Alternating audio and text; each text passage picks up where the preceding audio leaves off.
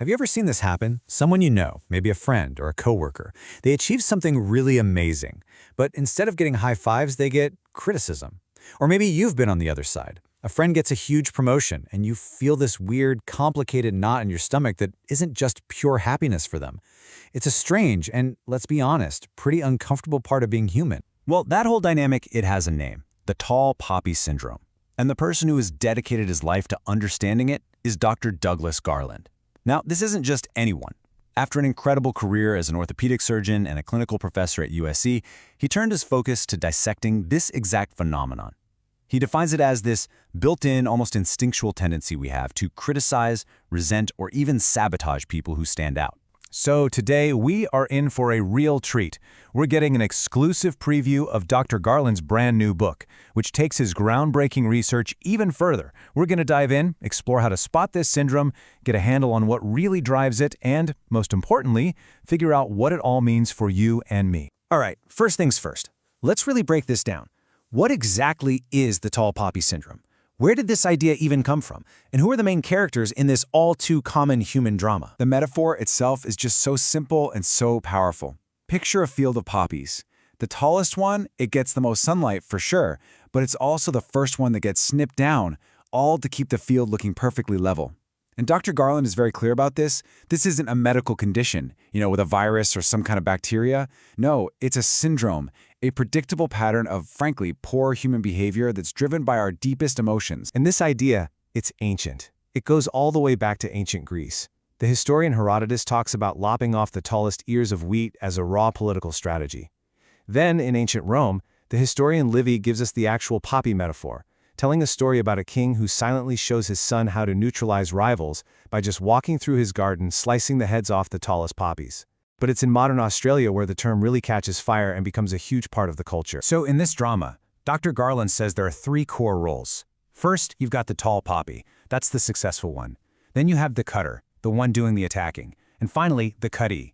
That's the poppy after the cut. And what really matters here are the motivations. The poppy is driven by achievement, while the cutter is often driven by envy or this feeling of injustice. And that brings us right to a major breakthrough in Dr. Garland's work.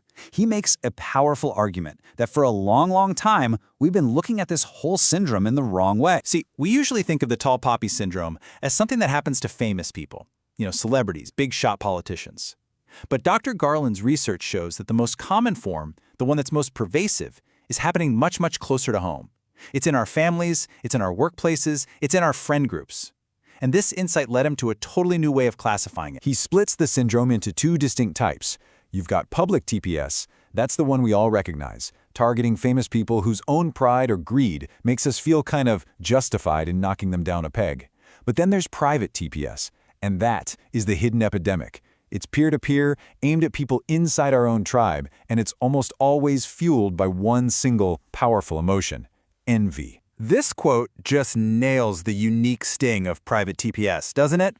It's that feeling of being dismissed or disrespected, not by strangers, but by the very people who are supposed to have your back, your hometown, your own family. It's your tribe looking at you and basically saying, "Who do you think you are?" as they try to pull you right back down to their level. Okay, so if private envy and public outrage are the engines here, how can we actually diagnose these behaviors in ourselves and in other people? Well, this is where Dr. Garland gives us an incredibly useful tool. He wanted a simple mnemonic, right? A little memory aid to help all of us spot and remember the emotional drivers behind this whole thing. And he found the perfect one in a framework that's been around for centuries. The 7 deadly sins. Well, 6 of them anyway. Dr. Garland realized that gluttony wasn't really a primary driver here, but the other 6, they were a perfect fit. They perfectly described the motivations he was seeing over and over in his research.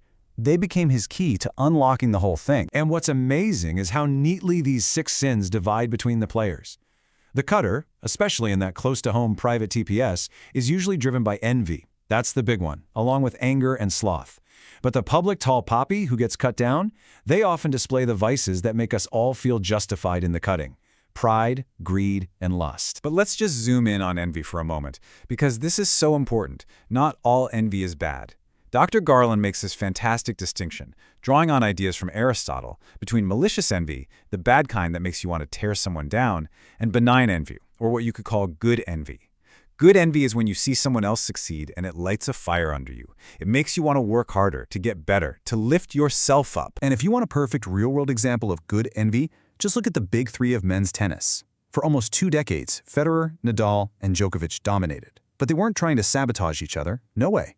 Every time one of them hit a new milestone, it was like fuel for the other two to get even better. They literally sharpened each other's game.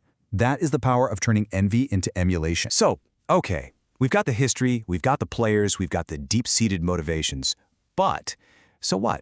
Why does any of this actually matter to you in your day-to-day life? How does understanding it help? It all comes down to one thing: boosting your emotional intelligence. This isn't just about learning a cool psychological concept.